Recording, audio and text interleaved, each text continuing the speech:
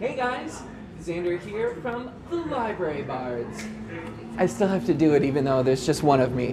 Normally, Bonnie Gordon is with me. She's unfortunately stuck on an airplane coming back from Houston. And the weather in Los Angeles? Oh, I've got Chewbacca though. So, he's just sad because spoilers, Han is dead. Ooh, too soon, too soon. Bonnie Gordon from ABC's The Quest is normally my partner in crime, and I'm Xander Jeanneret from TBS's King of the Nerds, and together we form the Library Bards, a nerd parody band. We're here on XSN because we need your help. We love making nerdy parodies where we take top 40 songs and transform them into the nerdy versions they should have been in the first place. And the best way to help out is to contribute over at patreon.com/librarybards. Everything that you donate to patreon.com/librarybards goes towards making music videos, traveling to different conventions, just putting food in our mouths, and helping us to make awesome tracks for you. Speaking of which, we are actually recording a music video for our newest song, Geeky Girl, to Aqua's Barbie Girl this weekend, actually on Friday, and you can tune in right here on XSN to see a live broadcast of us making that music video. We're going to be in here at like 8 in the morning LA time, and we're going to be going all day. So if you want to, you can sit there and watch us make a full music video the whole day. We'll be rotating cast members in and out to come and do interviews and to talk to you. So if you have any questions on what it's like to be on the set, feel free to tweet either at ShopXSN or at us at the Library Bards. Now, you may have noticed that I am surrounded by some pretty fly t-shirts. These are our merchandise, and we are represented by DFTBA Records. That stands for Don't Forget to Be Awesome. And these are some of our song lyrics that you can see in All About That Space and Princess is Captive. So here you can see a great design. It combines our love for Star Wars and Star Trek by going all about that space, no tribbles. So you can order those over at dftba.com/librarybards. Right here, we've got one that's one of my personal favorites. The game should be called The Legend of Link. It's based off of the Zelda series, and it comes from our duet, Princess is Captive, where it's Mario and Link singing together about their princess being in another castle. This is a great moment in the song. When we do it live, I'm singing as Link, and I sing, "The game should be called The Legend of Link," and I drop a Wiimote as if it were a microphone. But I'm not going to drop a microphone because that's not how we treat sound equipment. You can find this shirt as well as all the other shirts at dftba.com/librarybards. We had an amazing weekend last weekend. We were actually at the amazing Arizona Comic Con. We are a special guest that travel around with the amazing cons. In Phoenix, we had a great time. We had a booth there that was set up. We did a couple of concerts where we debuted our new songs, Finn and Poe, which is our nod to the romance that should be happening in Star Wars The Force Awakens, and also Shut Up and Raid With Me, our love song to MMORPGs, and we did a live version of Geeky Girl, which I mentioned before. We're filming the music video for here on Friday. Now, coming up, we're actually performing at the Long Beach Comic Expo. We're part of their cosplay contest, so that's happening Saturday night. You can catch us at 7:00 p.m. at the Long Beach Comic Expo. I'm also a part of a nerdy improv troupe. It's called Dungeon Master, and it's basically Dungeons and Dragons, but on stage. So we play the NPCs, and you come in as an adventurer as part of the audience. We call 6 audience members up on stage, and you go through the adventure. A lot of the times it's really wacky, really funny, and all within this fantasy context. That's happening on this Sunday, and it'll happen at 7:00 at a place called The Vortex, which is downtown Los Angeles. So if you're in the LA area, you can catch both Bonnie and I at the Long Beach Comic Con on Saturday, and then you can come and catch the night performance of Dungeon Master on Sunday. Now, Bonnie has some exciting news that she was able to share. She's actually the voice of Rainbow Mika on the most recent version of Street Fighter. That's Street Fighter V, and that actually came out yesterday. So all of you gamers out there, you can go ahead and play as Rainbow Mika and hear Bonnie as the voice. It's kind of funny because she sounds so much like the voice actress that is the English voice for Naruto, the anime, that people thought that it was actually her coming in, but they had to announce that it was actually Bonnie. And she does an amazing job. I think that she was the best voice actress for it because Rainbow Mika's special is sitting there and giving motivational speeches. And believe me, Bonnie can talk. She's not here right now to defend herself, so I can say whatever I want. Again, you can keep up with all of our stuff at Library Bards on Twitter. My personal Twitter is at Xanderific. That's with 2 R's and 1 F. And a little bit later on, we'll be having the third original Library Bard, Jake Kaufman, coming in. He's an amazing video game music composer. He's not just limited to video games either. He's just an amazing composer. But he's most well known for Shovel Knight, Mighty Switch Force. I think he did the Double Dragon game. He's just phenomenal. He did the songs, the tracks for Gandalf and for Buccaneer and for All About That Space. You can actually catch the music video for Gandalf, one of our first music videos as the Library Bards, on YouTube, and it was a collaboration with theonering.net. We got to work with them, we put it up on their YouTube channel, so yay!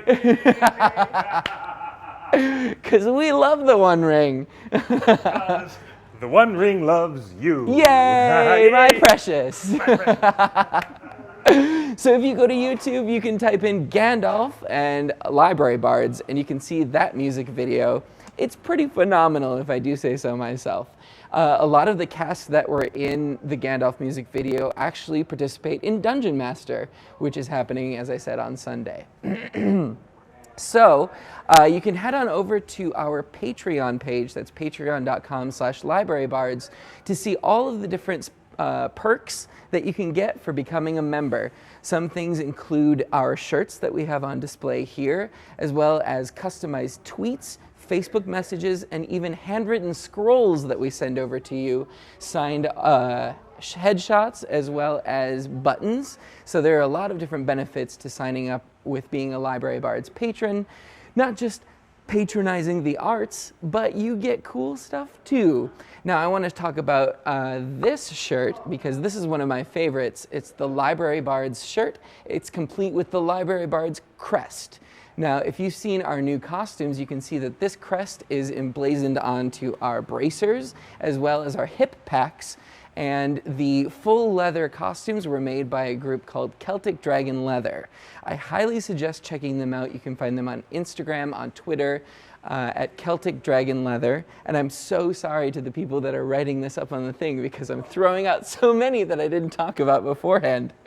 But yeah, definitely check out Celtic Dragon Leather. They were so good to us. We met them when we went to a con in San Francisco.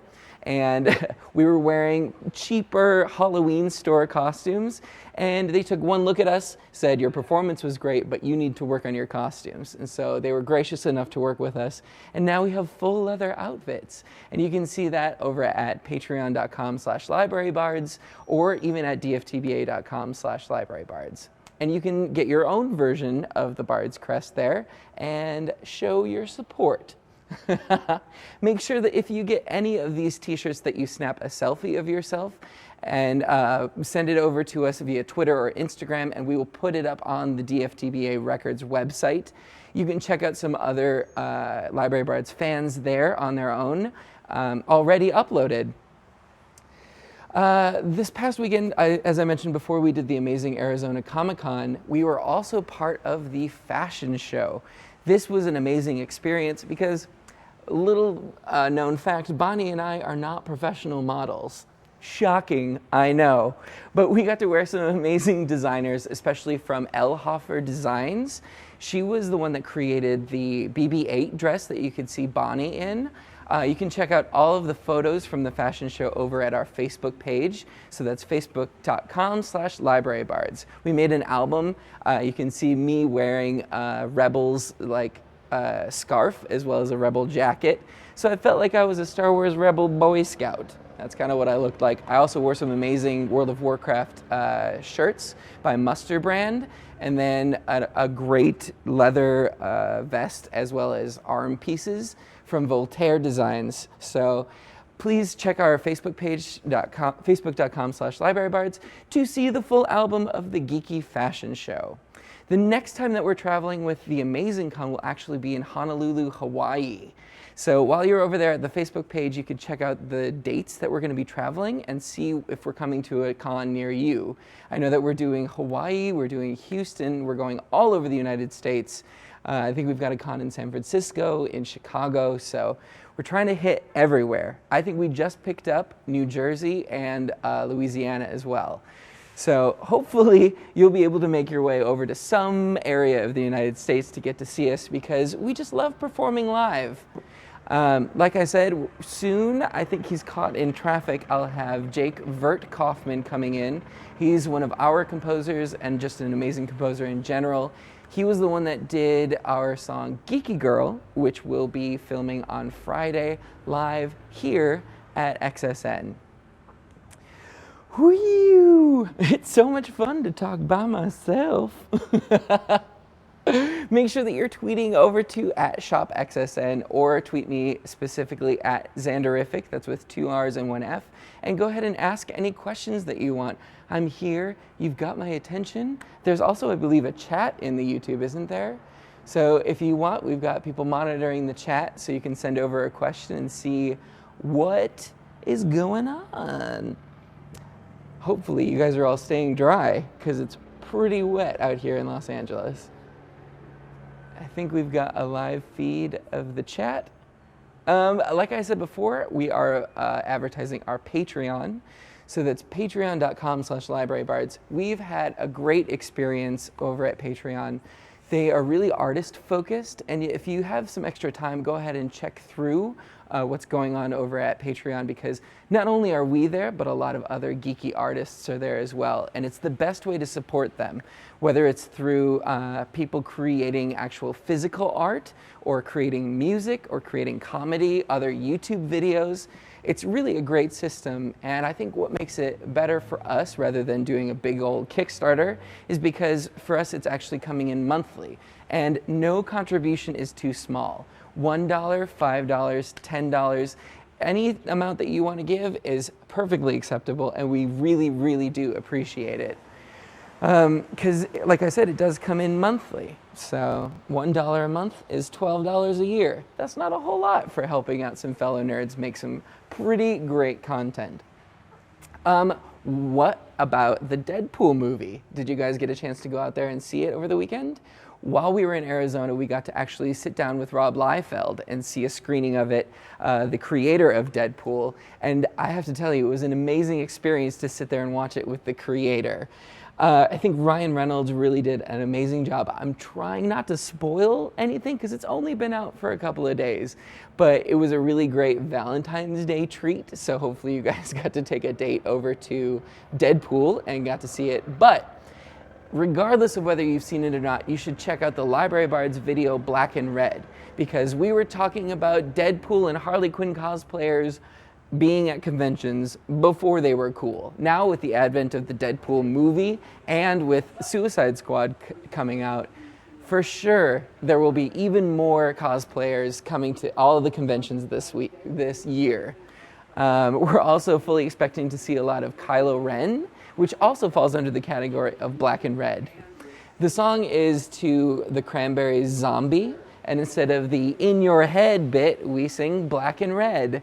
It's one of my favorite music videos that we've done so far, and we really took it into like that 80s style where we have floating heads of us singing, and it's just like a slow lament of seeing too many Deadpool and Harley Quinn cosplayers at conventions.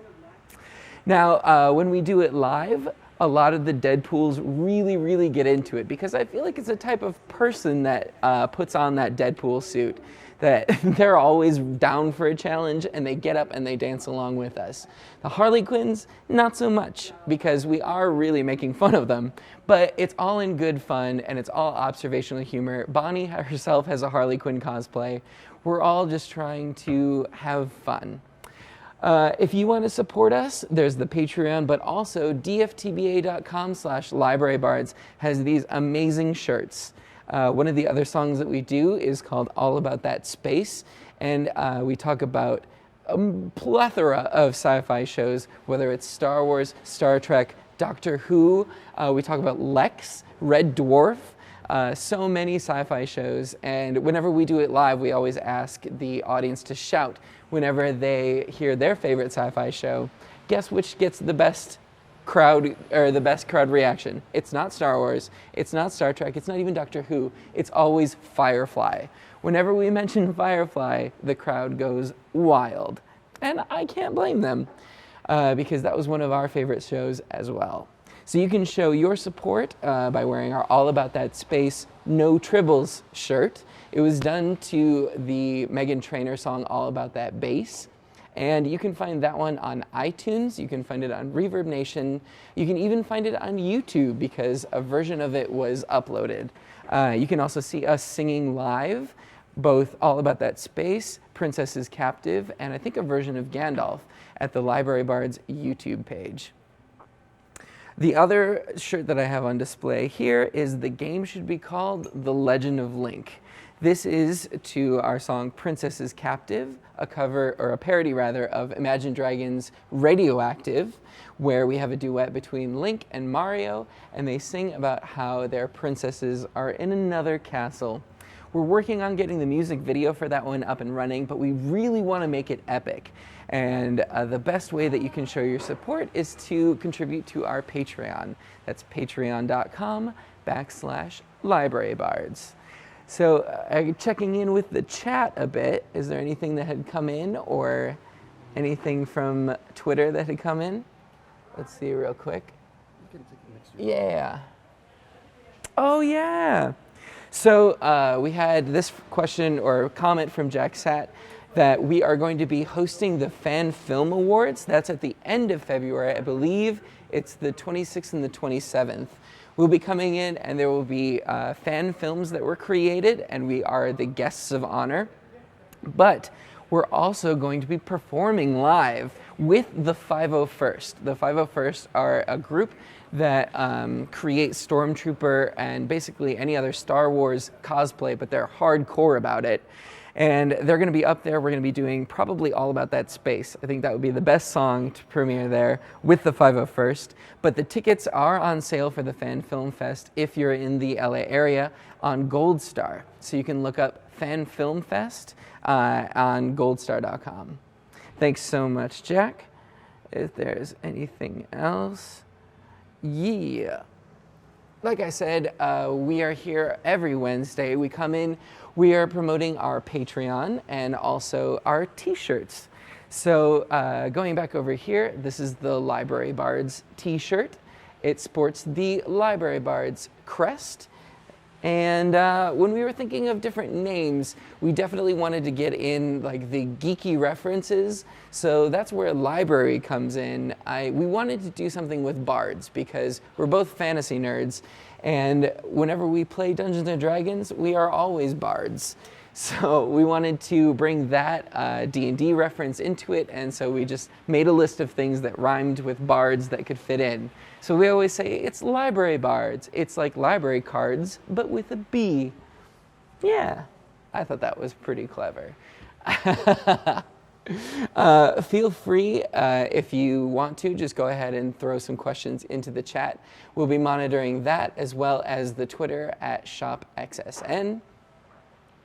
And I'll answer anything that you want. Again, I do want to mention that we are filming our music video on Friday here on the XSN channel in Meltdown Comics. We're going to be doing it all day. We're bringing in guest stars. We have Vince Queso coming in from the Guild. We've got Jake Kaufman, who is our composer, coming in and making a cameo appearance. We also have a couple of cosplayers. We've got a Gamora cosplayer coming in. Her name is GK Bose, and she's actually the voice of Gamora on the Guardians of the Galaxy pinball game. We've got amazing cosplayer Meredith Placco coming in. She's going to be our Black Widow. And then we've got Ray coming in, a burlesque dancer that goes by Legilas Greenleaf, which I thought was pretty great. They are going to be representing the girls that are left out of the toy sets that you find whenever you get geeky Star Wars toys, geeky Guardians of the Galaxy toys, or what was the other one? Gamora, Ray, and I just blanked. Oh, Black Widow, so Avenger toys. But yeah, that is all set to Aqua's Barbie Girl. So it's not quite a top 40 hit of 2015, 2016, but it is definitely a top 40 hit of early 2000s. So while we say we parody top 40 hits, we're not just limited to one decade. I actually have a story about that. I had a nightmare that we were doing library bards shows all across the country, and we came to my hometown in Wisconsin, and we were getting up onto the stage ready to perform, and all of a sudden Bonnie freaks me out and says, we're going to do something that's actually not planned. We've got it all lined up. Xander doesn't know that this is happening, and Barbie Girl starts playing, and I actually got super mad at her. I was like, I don't know this song. I don't remember all of the words. How could you do this? This wasn't in rehearsal. And then I woke up. And I actually woke up pretty mad at her. So when I told her this story, she actually said, hey, that's a good idea. We should do that song. And then we did. Library Bards, creating songs out of nightmares.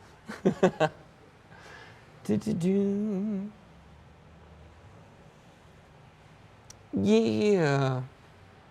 Yeah, so in the chat, we've got some people saying that we should do a line or two of the songs from people that didn't get to make it to Amazing Con. I'm actually recovering from losing my voice. I think Bonnie lost her voice a little bit too because we went a little bit too hard. I just saw Supercliff go by. Hey, Supercliff, how you doing?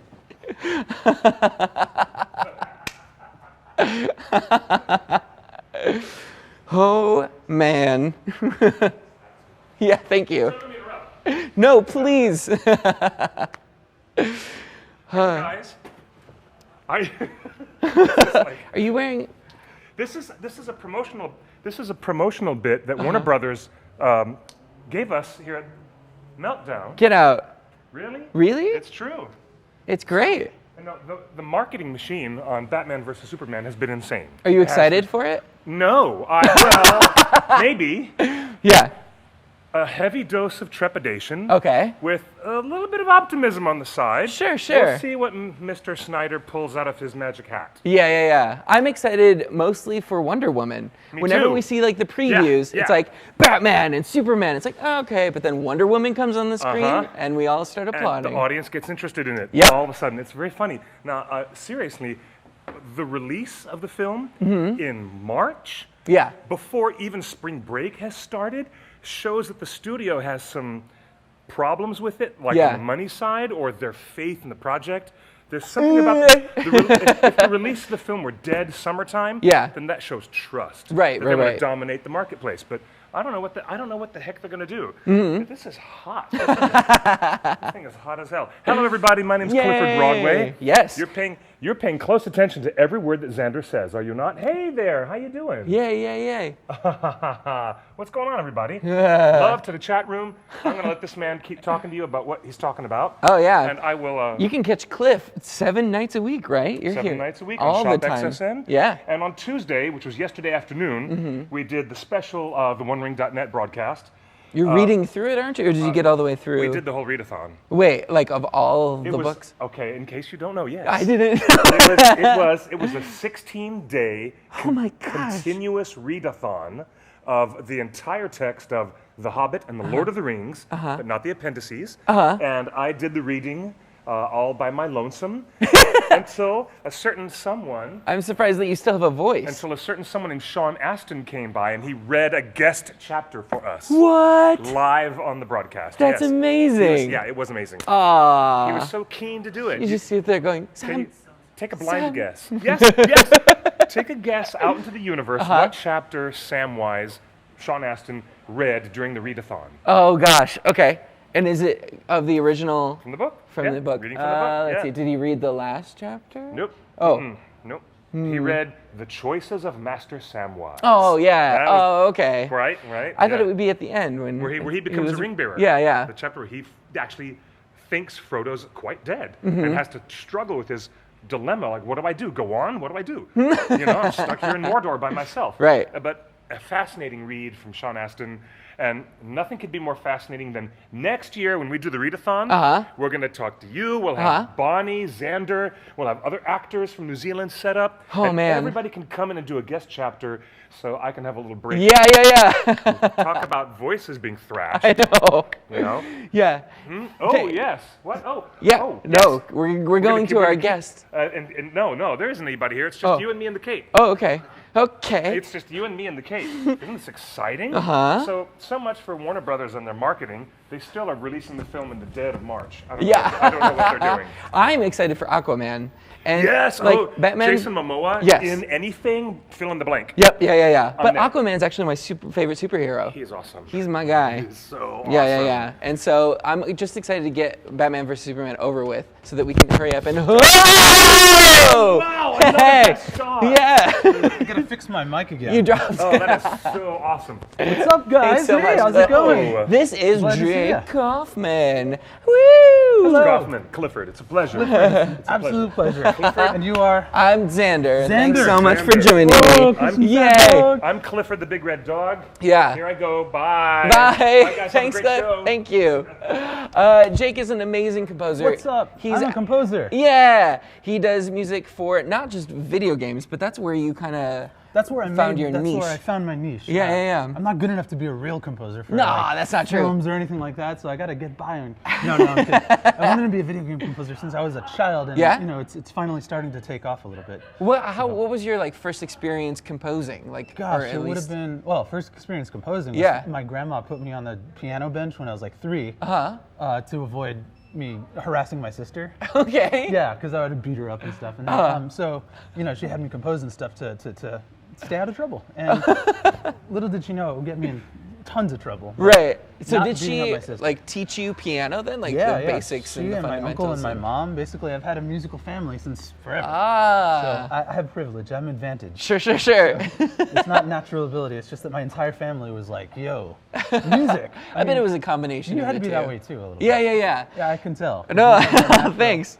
So do people know what you do? Yeah. I've been blabbing on You've about been Library blabbing Bards on. for the whole time. But Good. I'm excited because this is one of the first places that we're announcing our collaboration with Jake's project, Mint Potion. Why don't you tell everybody a bit about Mint Potion? Let me tell them about Mint Potion. Okay, so Mint Potion is a studio where we create musical comedy education all day long. Yeah. And we broadcast 3 days a week. That's so Whether great. we're doing tutorials or cooking shows or a stream where we play a video game and write a song at the same time. This is what gets me is that randomly I got a text or an email from Jake and he do goes, this a lot. "Hey, do you want to do a cooking show?" I can't cook. And like, no, it's a musical improv cooking show, so it'll be fine. La, la, la, And I'm like, here's the cake. okay. It's gonna be off the wall, yo. So the main attraction is gonna be Small Window, which is a show where we sit on the couch and we play games. We're gonna play, I don't know, probably Street Fighter or Smash or something the first time. And then I go, oh crap. I get up, I stand up, and I go to my studio, which is right next door. And I write a song instantly based on what we're playing. Based on whatever's going on the screen or then what we're I talking hand it over about. to Robbie and he mixes it and records live musicians, drummers, saxophones, whatever. You could sing on it, whatever. We'll make the lyrics. Yeah. And it all happens within 6 hours. Dang. At the end of the 6 hours, we come back to the couch like, all right, we're done. And then and then we put the song on Bandcamp for $2. Yeah. You know? That's amazing. So we can keep our studio going by just selling music every damn week. You know? For sure. And then and then we also have to have fun at the same time. Because I'm not going to be writing music for a video game in this case. It's just going to be our thing. But that will allow me to do video game music full time. Yeah. Only take the projects I want to take now. For sure. We're starting this whole big studio. We just we took over the lease of next door, so we have 4,000 square feet to build in. That's so crazy. I actually have it on my phone. I don't have my phone on me now. But Robbie just got the building materials, so we're actually building I saw, I think, on Twitter, you guys were shopping for like hardwood floors and everything like that. They just got delivered today, so we're literally building this studio from scratch inside a warehouse. That's so great. To do video, music, basically everything. We have the same exact track. No, you have the pimp one. Yeah. Talking about the audio. We have the cheaper video production equipment, but we got professional grade stuff. So we're not exciting. going to mess around. And the best way that you can support him, I know I've been talking about the Library Bards Patreon, but you have a Patreon page as well. I do. I think it's patreon.com/VIRTJK. Yeah. VIRTJK everywhere. Twitter, YouTube, Facebook. No, not Facebook anymore. Patreon. I got rid of my Facebook because screw that. Oh, you're like one of those new, like, it's the new cord cutting is getting rid of your Facebook. Yeah, it's just so much drama all the time. And parties that I can't go to, whatever, you know. But we're doing, my Patreon is going to become the Mint Potion Patreon. And any money that I get in already goes to the studio, but including in my game music work, I'm putting everything I have. I don't know if you guys know, but I worked on the game Shovel Knight. Yeah. And it was extremely successful, and I got a percentage of that because the company was amazing, right? Because that's not often the case, is that the composer gets... It's happening a lot more in indie games. Oh, because good. The indie developers get it. They realize we're trying to make a living and, at the same time, take only projects that we want to take, right? Right, yeah. So I saved everything that I made off of Shovel Knight, and I put it all into the studio. So we're able to invest without going into debt and stuff like that. So we're going to be able to immediately start in April. That's fantastic. With you guys and with Bonnie and with everyone else. We have I think it's April 3rd is the launch date. April 1st is the launch April date. 1st, right. I mean, it's going to be a joke. And then, then we're launching for real, you know? Oh, but you just told everybody. Yeah. Now you will know. But only you will know. But that's the thing. We're going to be super transparent about everything. Open. Sure. We're going to actually do the thermometer thing where we have X dollars, we need X more dollars to pay so-and-so this month. Sure. Literally, that's because we're 100% independent. And this is all going to be streaming through Twitch? Streaming on Twitch Creative and most likely YouTube. We got to work out the logistics of all the services. Maybe Ustream or Livestream. Sure. There are a lot of different streaming. What do you guys use as your streaming Well, obviously XSN, and we're here on YouTube. Oh, okay. So we're live on YouTube. Yeah, we are. Excellent. So. Yeah, you can multicast to whatever you want. So we can take the same video stream and go out to 5 different places with it. So wherever I know Periscope, for example, is a little. I've heard that it has more accessibility for people who have. Because you can just watch on your phone. Yeah, it's a lot easier than having to log into like a Twitch channel or something like that. Right, but even the interface for people with like vision impairment. Oh, Periscope is a popular one. I have a lot of blind friends, and sure. So they're probably watching the show. They say watch instead of listen. Yeah. And so they're probably watching me right now. And hey guys, what's up? We've got some love coming in from the chat. Yeah, it's mostly Sheena. Yeah, hey Sheena. And then she's negging on my singing voice right now. Aww. Jake has the voice of a backup singer. That's about it. She's right though. No, because I was talking about how I'm recovering from Arizona. Because we were just doing a couple of performances out there this past weekend. Yeah, these guys are hustling. They're working everywhere. Bam. So if anyone knows the Library Bards already who's watching right now, you probably haven't seen a lot of me, but you've heard me because I wrote the backing tracks for most of the songs that they do. Yeah, but Gandalf, Buccaneer, all about that space. Yep. So we've already collaborated a lot and we've worked on music and stuff like that, but we want to take it to the next level and work in person on, more stuff than just even, the albums and stuff. We want to do live things and educational things. Yeah. Basically the same thing that you guys are doing here. And I had mentioned it earlier, but we're going to be live streaming the making of our music video on Friday, and hopefully we'll have Jake here as one of our geeky guys. I'm going to leave an hour and a half early instead of an hour early. I thought I would be here early today, and I ended up being late because Los Angeles. But seriously, it's not just Los Angeles. Like, you hit the crap lottery out there. Yeah. Because it's pretty bad. But as soon as when I was about 5 minutes away, I have XM radio and Sammy Hagar. Can't Go 55, and it started playing. Oh, 55! It doesn't like, yeah, man, I'm doing 15. Sammy Hagar understands me. Yeah. Sorry, I'm beating your. No, it's fine. So when you're doing like the video game composing or the music composing in general, what are some of your favorite like techniques or instruments to use going forward? Mostly it's blind panic. You just sit at the keyboard and literally that's all, because I don't know what the hell I'm doing. Sure. I basically go in without an inkling about how I'm going to finish the project, and it gets done somehow. I just black out and my nose bleeds a little bit, and next thing you know, it's a 5-minute song. This is a lesson for the kids. Just get in front of the keyboard and black out. Pretty much. Like, the inspiration process, you can't even talk about it, but the actual composing process, we can talk a lot about, and we're going to be doing that on the show. Sure. Because you guys are going to get to watch me work. Every single note I put in, every keyboard I play, every guitar I play, is going to be on camera and it's live. Magical. Like we got to sit on the other day. on a studio session, and not only is this guy sitting here playing the keyboard, but he'll pull out like a bass guitar and start riffing on the bass, or just a regular guitar. I'm like, and then my favorite was watching you play the drums on the keyboard. The key drums? Yeah. It's crazy. It's really cool. So, but it's also a learning process. Yeah. And although I've been doing this 15 years, right, I still have a lot to learn. I'm a child musically. I mean, you're a good composer and all that stuff, but Mozart, well, Stravinsky, right? Sure. No matter how just much setting the bar real low there, though. You gotta. But even modern composers, there are a lot of guys out like Hitoshi Sakimoto in Japan, Final Fantasy Tactics. If you guys, he's the best. He's untouchable. I'm not at that level, so I'm gonna keep improving, keep studying, keep learning. And guys, the best way to learn is to teach. So if I am interested in making musical tracks on my own, is Mint Potion somewhere that I would go to be able, or is that at my level if I'm a complete beginner? That's specifically what it's targeted for, but we will also have classes and tutorials for advanced, up to university graduate PhD musicologists, because we know those guys and girls, and they're going to come over and be on camera with us, talk about this stuff. We'll analyze classical music, read scores, go in depth with jazz. But that's the specialty stuff. The main focus is going to be, I have an iPhone with GarageBand on it. I want to make an album. How do? Right. So we're going to be how do. We're not going to be just how do, because there's a lot of tutorials already out there that are excellent. But I find they're a bit dry sometimes. They can be a little intimidating to newcomers because they're more like a classroom lecture. Sure. And then first we do this and then that, and you're following very specific instructions, so it's easy to get turned around.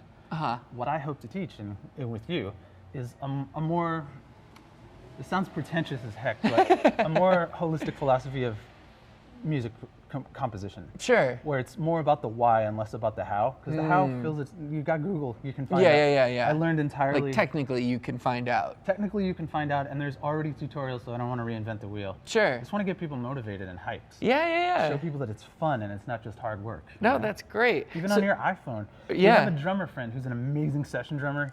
He played on the Adventure Time Hey Ice King. Yeah. Why'd you steal our garbage? Yeah. So he played the title track on the drums on that. You can hear it on SoundCloud if you go search for it.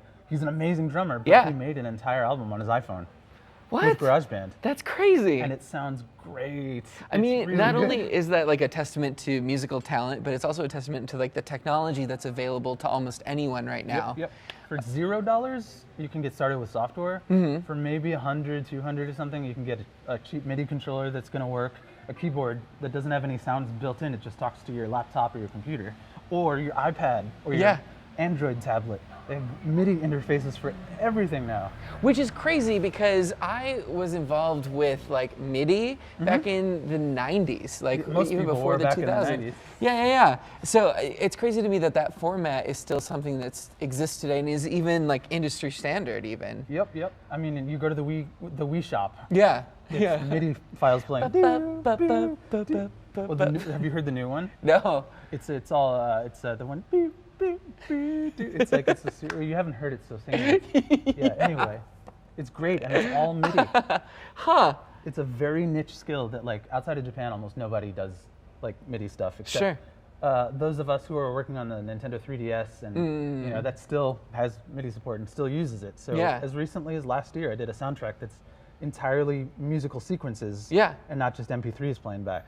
I've heard this before when talking about like 8-bit games or something like that, that the limitations in the technology actually is like innovative and creates more creativity within it. Do you find that's the same thing with like instrumentation or with music? I could say no, but then Johann Sebastian Bach would just slap me down. Yeah. Because he wrote songs in 4-part harmony. Sure. That nobody has touched since, you know? And yeah, when you have limitations, I find a lot of the time, you ever have like, you go to like Eat24 or Yelp or something, you want to find a restaurant, there's like 25 of them. It's like, oh, I'm going to figure out what to eat. Same thing happens with musical technique. When you have all these instruments, like 1,000 patches. Oh yeah. Like 20 gigabytes of samples or whatever. And this is all free stuff you can get, by the way. Yeah. It's easy to overload. For sure. So chiptune music is a great way to start. MIDI music is a great way to start. Just doing simple FL Studio stuff. All of these tools are inexpensive or in some cases free. But like I said, there's a lot of like how, but not a lot of why. I see. So yeah, going off of that then, as like a composer who's successful, why did you decide to go that educational route as opposed to like just entertainment or just creating this stuff on your own? Because I'm pissed off that music education programs in schools like really suck now. Aha. My business partner, his kids have music class once a week, and the teacher travels to all the schools in the. Oh hey, sorry. It's fine. He doesn't care. Oh, that's great. That's a great T-shirt. Yay! Can I have one of these? Can I also have the MacBook? Sure. Okay. And the camera. Why not? Yeah, I'm giving away stuff here at XSN. Yeah. So music education sucks. It pisses me off a lot. Yeah. Because nothing's being done, and I've run polls on Twitter recently. And I found out that nobody knows anything about music, the basics, chords, melodies. Yeah. Like half of the people out there have had music class and remember what melodies and chords are. Like a small percentage went to school or band geeks are obviously quite fluent. But I'd say 50 to 60% of people that I've queried have no clue. It's a black box. And it's funny because music is such an essential part of almost everybody's life. Yep. I can even say everybody's life. There are a couple people I know that just don't dig music, and I don't get along with those people. Yeah. For obvious reasons. But yeah, you can listen to some of Jake's stuff that's already out there at Bandcamp. Is it virt.bandcamp.com? Virt.bandcamp. I have 17 now soundtracks, including Crypta the Necrodancer, Freestyle Retro. Right. That was just released That's last recent. night. Yeah. It's all free. That's insane. It's pay if you want, not just what you want. So Sure. There's no minimum. If you want to pay $0 for my music, you super can. If you're broke, you don't have a credit card, you just don't want to pay for music. Yeah. By all means, help yourself. All I ask in return is that you spread the word. Sure. Tweet about it, post it on Facebook, share it, upload it to YouTube. I don't care. It's Creative Commons, so knock yourself out. It seems like that seems to be the trend right now in going towards like sharing and social, I guess, information as opposed to monetary compensation, exposure, if you will. Here's the thing, though: the monetary compensation happens anyway. Sure. When you put your stuff out there and you're generous with it, and you tell people, "Hey, I'm going to use this to live on, or I'm going to use this to upgrade my studio," if you pay for it. Yeah. People pay like $30, $40 sometimes, $100 sometimes for a free album as a donation. That's so great. You make way more than if you just sold it all for $2. Like, yeah. You know, well, if you about break even, but the karma benefits are profound because people don't think you're a money-grubbing, greedy fool. Sure. You know? If you are feeling particularly generous, you can visit either Jake's Patreon at patreon.com/VIRTJK or the Library Bards Patreon at patreon.com/LibraryBards.